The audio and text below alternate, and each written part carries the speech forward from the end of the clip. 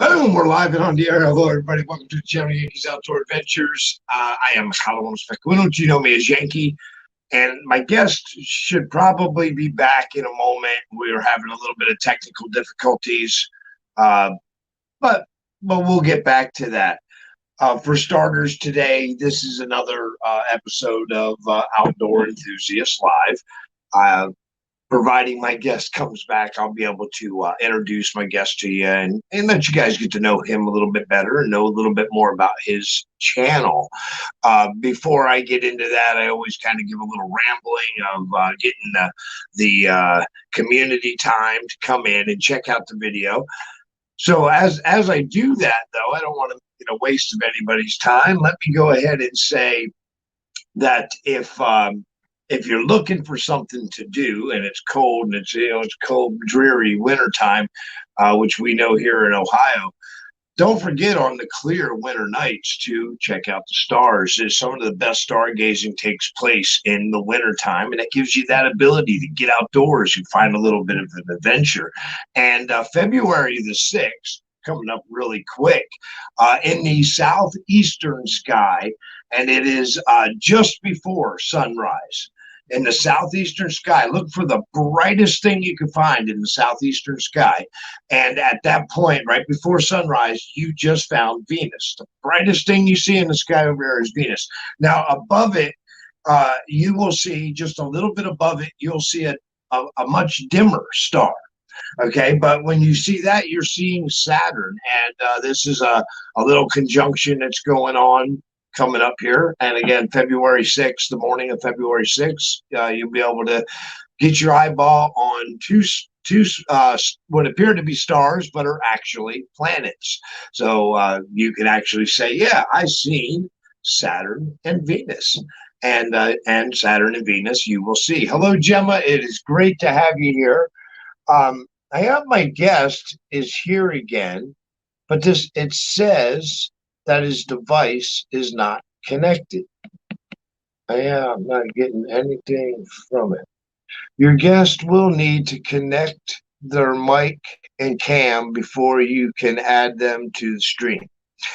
So you got to make sure your microphone and your camera is working. Then I can add you, bro. It won't let me. Oh, boom, and he's gone. Okay. So anyway, yeah, February 6th. You guys can get outdoors and find that little adventure. Also, in addition to that, I did want to show off my big snowstorm yesterday. We were supposed to get rain. It was supposed to be warm until late. It turned out to be snow. We got a good amount of snow. Hey, I mean, we didn't get feet of snow. For me, I got enough snow because it totally covered my driveway. So I don't own anything other than that old-fashioned shovel power.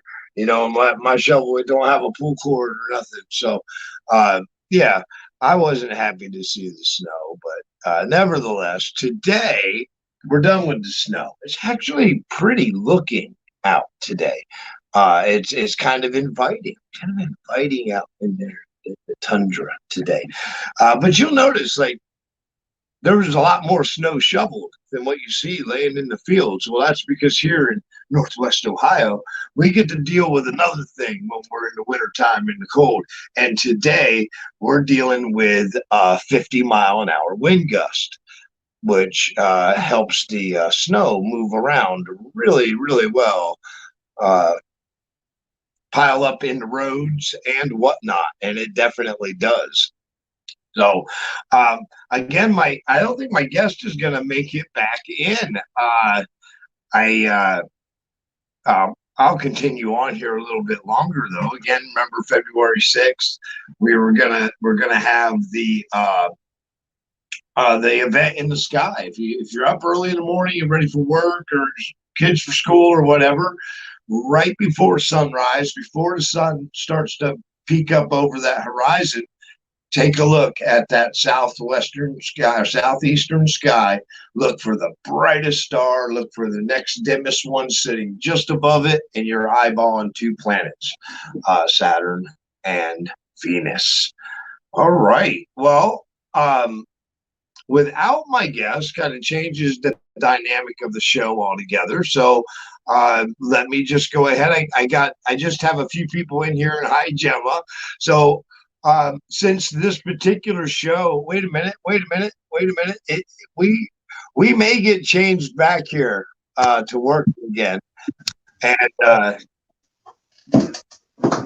hello. Swamp Valley. This technology thing's got me stuck. But well, all right, man. Can you hear me good? I can now. I can hear you now. Awesome. And we're live already. We got some people out here already visiting the live show. And I didn't even say who I was going to have at this point because I was like, man, I don't know if we're going to recover. But myself, everybody, and first of all, well, I want to welcome you to the show, and everybody. Well, this is Swamp Valley is the name of the channel. What would you prefer I call you for the show? Sky's simple. That's my name. Scotty, it is. Sky, what is it? Sky. Sky. E. I'm actually named after the island because there's an island on Skye or on Scotland called Skye. So excellent. Yeah. Now, where are you from here geologically in the world? Where are you located? Well, I'm in Scotland just now, and I grew up in Scotland, but I was actually I was born in South Africa and left there when I was 5 and came here. And then when I was about 19, I moved down to the south of England and lived down there for like 8 years. And now I'm back up here. So all over the place, really. That is awesome. Do you remember much of your life in Africa, or were you just kind of too young to remember? Not really. Like, I remember painting a wall and little things like that, you know. Right. I was really 5 years old. I remember my dad was playing table tennis and he knocked the ball into the river and then tried to get it and fell in the river. Like, I remember that little moment. That was a sweet moment in my childhood. Excellent. Well, Sky, now on your YouTube channel, you stay kind of focused to is it outdoor survival? Is that what you would generalize it as, or? Well, that was the thing. It's sort of vaguely around bushcraft and survival and things like that. But like when I was originally making the channel, I was going to call it like Swamp Valley Bushcraft or something like that. And I thought, you know what, I don't want to narrow it down to that small thing because I do workshop videos, you know, all sorts of stuff. So I just kind of, if I'm having fun, I film it, and usually it's outdoor related and kind of all along the same path. But yeah, right, I'll do. Well, some of your more popular videos, so the ones that YouTube is pushing, that would be like your shelter builds and things along those lines. Yeah, I really like building a shelter out in the woods. I think it's a really nice thing to have a place that you can just go and you don't need to carry everything out with you. And it kind of makes the woods feel a bit more like home. So they're not really, I wouldn't really call them survival shelters. They're more just like places we can go have a big party in the woods with a bunch of guys with guitars and just have a laugh, you know? Right. Well, if you see my shelter, it's massive. Like, it's way too big to be a survival shelter. But, you know, when you've got like 10 people there, yeah, it works pretty good. Yeah, excellent, though. There's nothing wrong with that, man. Now, Swamp Valley, is that remnants of the terrain that you live in? Is it? Well, the valley we live in is actually called the Urban Valley, but the woods that I go to is just completely swampy, and it's really hard to find any sort of nice level ground that's not a complete bog. So we manage, you know, we do find little bits here and there, but it's pretty swampy. So I just figured Swamp Valley. That's it. No, that's great. I love it. I do. I love it. Well, would you say then? I mean, from what you described of your life already, you've been into doing outdoor activities pretty much all your life. Is that? Yeah.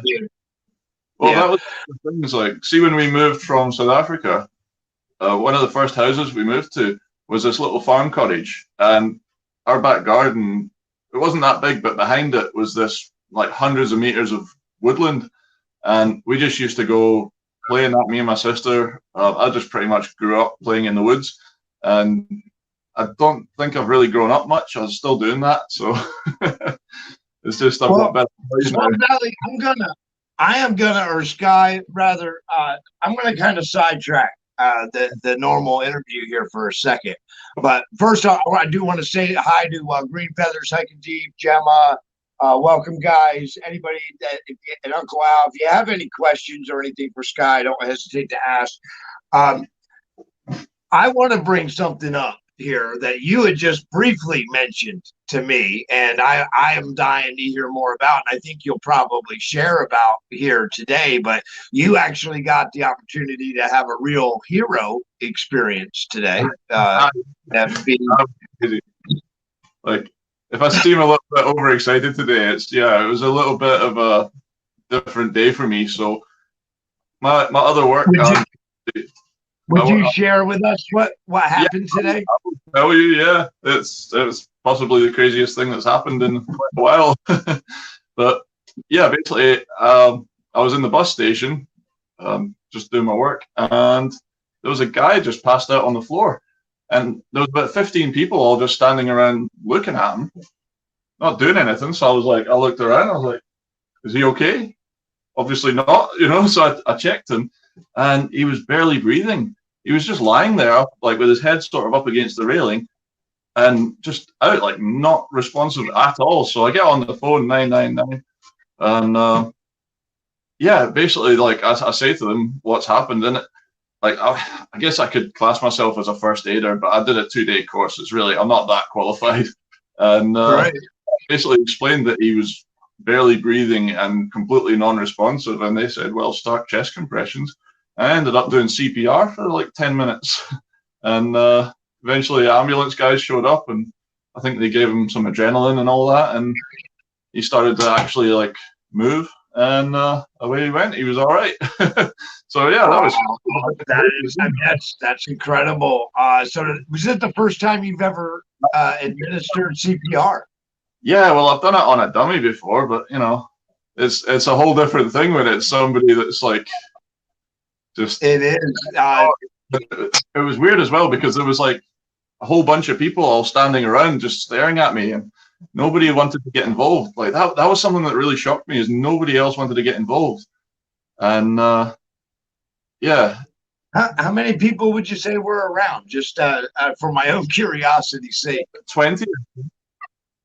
Wow. Yeah, there was about 20 or 30 people, and all just nothing to do with me, So yeah, like I say, let me say, I think personally, it's a really awesome thing that you stepped up, and you didn't know this guy. For you, he was a brother human, and that was enough reason. And yeah, man, I'm proud of you. If it means anything to anybody, I don't know, but really, because it's awesome.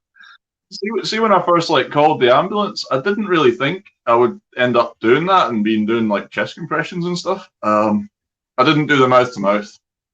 I figured that was okay to not do that. Right. To clarify. Well, I mean, still, like you said, and good God. I mean, it sounds like even just making the phone call alone was stepping up more than anybody else was doing. And, anyway, that was a highlight of my day. It's scary to be in society and think that you could be in that type of shape and just have 20 people watch you die. That's kind of a scary thought. Yeah, that is the thing. And anyway, he didn't die, so that's good. Brother, I don't know if he'll be able to thank you or if he has, but I thank you for him. I think it's amazing. I really do. Yeah, I think it's amazing. I feel like now that I've done it once, I can do it again. Right. Hopefully, I'll never have to, though. Just to clarify. So all right, man. So let me kind of roll back around and to the normal here though, or abnormal as normal as is. And let me ask you this: are you a spiritual or religious person? Not at all. Not at all. Okay. Not, And that's I it's an don't. interesting point. But I I'm gonna say, because I don't know, you may actually change your answer a little bit, because usually after I talk to outdoors people for a few minutes, I get you to realize that you are spiritual. Oh. But yeah. Right. Well, but nevertheless, I mean, I know you are a true nature lover of sorts. That is the place that you find your, we'll say, connection. But what would you say it is? What is it that drives you to nature the way it does? I guess I feel it just makes me happy. It's just a place where I can go and I can just pretty much relax and have fun and do the things I want to do. And it's one of the reasons why I really don't like campsites, because when you go camping, there's all sorts of rules and things. You can't just pull out a big axe and start carving something or whatever. So I just like getting out into the middle of nowhere and making some fun things. I like the challenge of building new things, or carving, overcoming problems or whatever. And also just like sitting around a fire. Like I guess maybe the sort of spiritual side that you're talking about, sitting staring at a fire, when it's late at night and the stars are out. I really enjoy that. I feel like that really satisfies me. Yeah, if you could call that spiritual, then yeah, I love that. Yeah, I say, at that point, that happiness, that zen that you get into, I think you would be open to admitting that there's a connection between definitely. you and that. I definitely feel so. connected. I mean, what else? What else could that be described as other than a spiritual thing? You're not physically connected to it, but yet you feel it. So yeah. Okay, you got me. All right. So maybe you're a little spiritual. I told you would be. Awesome. We're spiritual. We are all connected. That's awesome, Jenny. Yeah, I believe that we are all connected. Yeah. So you spending your time now in Scotland. Do you there we go. Do you consider yourself, are you from Scotland then? Or if you were to say your heritage, where do you feel you're from? Well, it's my heritage. Like my grandparents are like Scottish and English, and I don't know. I'm kind of, when you start looking back, I'm from all over the place. So, okay. You just disappeared. Are you still there? Oh, you're back. Yeah, okay. We both did. Yeah, my heritage is kind of from all over the place, but there's definitely some Scottish heritage that goes back quite a few generations. But I don't know. I guess I'm just from Earth, really. Like, there's Canadian, there's Dutch, there's South African, Scottish, English. It goes all over the place. Is there a particular old heritage that you're more fascinated with than another, or feel more drawn to than another? I'm definitely feel like I'm more Scottish than anywhere else. Yeah. Like that's so pretty much. Do you get into kind of investigating ancient Scottish behaviors or things, or a little bit. Colin's more into that. My mate Colin, he's in quite a lot of my videos, so I wish he could have been here tonight. That would have been really good, but all this lockdown nonsense, Well, sorry, right. Not but yeah, it just kind of ruins having parties, doesn't it? So yeah, it ruins a lot of things. Yeah, it does. Hopefully, we'll be out of this before long. Yeah. Well, he's a nurse, so he's really helping out with us, and yeah. Right on, John. So he's getting to see a lot of this stuff also. That I know. Yeah, he's on the front. Front line. That's front line stuff when you're talking about the COVID thing. So, Okay, yeah, spin me back around here. Well, Sorry. is there a particular person in your life Mhm. that you would give? Is there a particular person in your life that you would give credit to for inspiring you to be an outdoors person? Uh, I guess it all started with like my dad teaching me how to split firewood and things like that. And like they, when I was born, they were actually staying in. Well, it was kind of like a holiday park type thing. It was very like outdoorsy, and they used to always cook on fires and things like that, like from when I was born. And when I said that I was a bit older and we were in Scotland, we had this farm cottage and just constantly outside. And me and my dad, we built tree houses, and he built a big zip line and things like that. So yeah, I've got a lot of stuff to thank him for. And then later on in life, I would say, I think like probably I gotta give Mick Dundee a shout out. I watched Crocodile Dundee, and I was about, I don't know, 8 or 9 years old. I thought, oh wow, that's cool. I want to be him.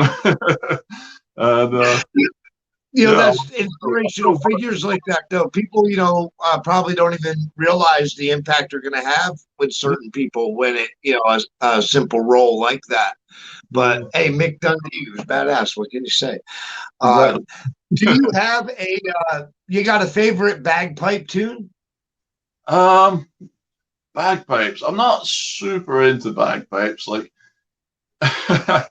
it's no, I'm more into like rock music and stuff like that. Like, it's nice All when they're right. waving things, and some guy standing at the top of the hill playing the bagpipes in the snow. That's awesome. But to be honest, I wouldn't say I've got a favorite or anything. All right. All right. That was a question from the audience anyway, so I figured I would throw it in there. Um,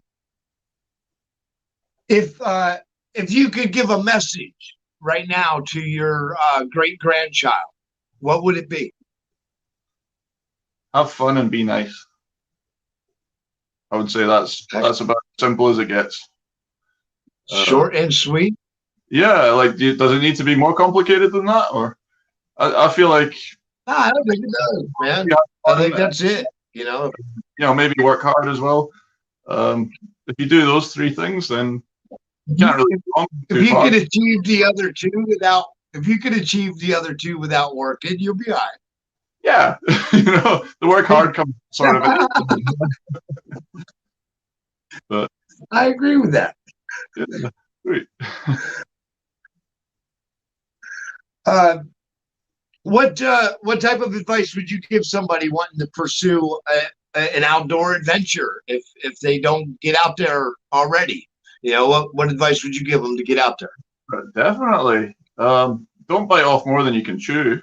But yeah, definitely just start getting out there. Practice everything. Watch all my videos because I've done a whole bunch of stuff on tips for beginners. There you go. There's a little plug. But yeah, it's just one of the most fun things for me anyway. I just love getting out there and having adventures, and I actually really like it when things go wrong, and don't expect it all to go perfect because quite often you'll end up in a miserable situation. Like some of the best trips I've had have been in the bucketing rain and horrible weather, and you just sort of make do with what you've got. And yeah, Expect the unexpected, if you're right? not, Expect the unexpected and make the best of it. That's yeah, great. if you're not used to going out and making fires and things, then take firelighters. Don't think you can do it like Ray Mears style. Just take what you've got and start from there. And once you get better skills, then you can start taking less and less things out because you've Well, got more. I think another really good piece of advice for people is you don't have to go into the deep back country Definitely when not. you go out for your first time. It's okay to go somewhere where you can find your way out of there if you have to. That's all. There's nothing wrong with that. That's all part of See, growing. well, I was going to say, see, with like carving and stuff, because a lot of bushcraft is all about, going out with knives and axes and saws, and everything's really sharp and really dangerous. So I would really recommend, if you're new to it, practice in your back garden, places that are close to home. And that way, if you do end up messing up, like I'm not gonna lie, I've got scars all over my left hand. I've got hardly any scars on my right hand because that's what holds the sharp thing. My left hand is cut all over the place because you do make mistakes. You know, you get tired, you maybe not concentrating, and I don't know anybody who carves who hasn't cut themselves. It just happens. Well, exactly. If you've ever handled a knife in your life, you probably cut yourself at one point or another. And you're right though. I mean, because a lot of these bushcraft tools come way sharp, and like hatchets is one of them. I always think a lot of these hatchets have way too much of an edge on them, because if you're actually just splitting wood with the hatchet, it really don't need a edge. It needs a wedge. You know, that's what it needs. But yeah, you got to be careful with what you have. There was one more question here, and we'll probably wrap out at the 30-minute mark, so I'll let you off the hook. But if you could choose one band to listen to for the rest of your life, who would it be? And thank you, Hiking Deep, for the question. AC/DC. Good choice. You can't, like, yeah, that's just it in a nutshell. AC/DC all the way. You know, there's a couple of other bands. And I got another question here. It's a good question too. What are the and this is at Mark C. What are the places you would recommend in Scotland to enjoy nature? If you wanted, you know, like go bushcraft and things. Oh, there's so many places. You got the Trossachs. That's absolutely beautiful. It does get a little bit crowded in summer. There's all sorts of places down Galloway National Park. What I tend to do to find really sort of nice places that are a little bit more off the map and not so touristy is to just look on Google Maps, and you just look for woodlands, and you find a nice sort of mixed woodland, and then you just go check it out. Because if you read through all the like tourist books and things like that, then it only really suggests places where lots of other people go. So yeah, a lot of the time. Right. Well, what is that? You know, let me ask you, for like an outsider though, what what type of localities am I looking at? If I just say, oh well, here's a piece of woods, I'm gonna walk in there and camp for a couple days. Well, you know, I mean, around here you might get shot. It gets a little bit vague, but we have the right to roam, so you can walk anywhere. You can walk on anybody's land in Scotland. They can't stop you from walking on it as long as it's safe. I like the sounds of that. Yeah, I'm liking Scotland better and better as I talk to you, man. Yeah, but obviously, yeah, you know, there's certain places that are closed because they're dangerous or whatever. You know, if there's like mine shafts, but most, like pretty much anywhere you can just walk. And when it comes to camping, like especially up north, there's a lot of places where there's just wild camping sort of spots with fire pits and things, and you're just allowed to camp, and you don't need to get permission off anybody. It gets a little bit of a gray area with the sort of making a fire and stuff like that. But as long as you're like, one of the places I've camped on is the islands on Loch Lomond. There's quite a popular tourist place, but not many people can get to the islands unless you've got a canoe or something. So stay to the islands, and you're not allowed to camp on them because they're like, you know, kind of, they want to keep them nice. And I guess I was being a little bit naughty camping on them, but I had the park ranger come on his boat. He jumped off, and I think there was about 5 or 6 fire pits on the beach from previous people, but I'd already cleaned them up, and he obviously patrols all the time. So I'd cleaned them all up because I just didn't like looking at them. And we had a fire. And he came, he chatted to us for a bit, you know, it was a nice wee chat, and then he jumped on his boat and left. Didn't say anything about we couldn't camp or anything. And I guess they treat you how you're acting, you know. If you're there and you're flinging beer cans in the fire and stuff, they'll probably tell you to leave. But if you're respectful and you have a nice clean campsite, then yeah, it's fine. So excellent. Anyway, and you know what, man, we're gonna wrap it up here though. This way we'll get some better replay, guys. In the description of this video, if you open it up, you will find the link to Swamp Valley. I want to encourage everybody to go over, check out Swamp Valley. You know, leave a comment over there too, hit that thumbs up and all that stuff that we do, but take a moment and get to see the content he puts out, and he puts out a lot of stuff. He's got a lot of stuff there. So Go through it, see what you like. Yeah, he's like a lot of us YouTubers. We produce a little bit more than our niche. So see if there's something else in there that interests you. Take a moment and scan around. Swamp Valley or Sky, my friend, if there was, if you were me and I was you, is there something you would have asked me that I didn't? Oh, I didn't think about that actually. Well, I guess I would say, what are you, a ground dweller or a hammock guy? Say that again. It says, do you sleep on the ground or do you like hammocks better? Okay, well, that is a good question. And which do you prefer, the ground or the hammock? Yeah. Oh, me. Yeah, Oh, I turned it around on you. You divert the question. But I'll answer first, though. I'll tell you what. When I was young, I'm sorry, but I'm old. When I was young, it did not bother me at all to sleep when I got tired. Propped up against a tree, laid on the ground. I'd be up in the middle of the night. I'd sleep in the middle of the day, blah, blah, blah, playing in the woods. It didn't matter. Now that I'm old, it hurts parts of my body that never hurt before if I sleep on the ground. So I would definitely, if I had to choose, I would take the hammock, or it doesn't necessarily need to be a hammock, but I do need some type of foam or pad or yoga mat, or I need something under there, man. Not as young as I used to be. Yeah. But well, what do you prefer? Well, that's the strange thing, because I've always been a hammock guy, and for the last like 10 years I've been kind of stuck in the hammock setup. But recently I've started going to ground dwelling. I've found that sometimes it can actually be better. So I might possibly be switching as I'm getting older. Well, too, I gotta say, for me, it's a lot of it's got to do with the type of trip you're on. If I'm like at a base camp, and when I say a base camp, that means you got the ability to bring anything you want to this camp. This camp is easy access. It's you know what I mean? It's a party camp. Well, in that situation, I probably have cots and stuff. You know what I mean? But if I'm going to be packing into the woods, that becomes a whole nother story, because you ain't gonna pack. Well, I mean, when I was young, a bunch of us friends would get drunk and pack everything, even the kitchen sink, into the woods to have a party. Yeah. But, nowadays it would be just hammock or. Right. I listen to a lot of. Okay, guys, we are going to wrap up. I am just kind of looking real quick through the comments to see if there was anything else.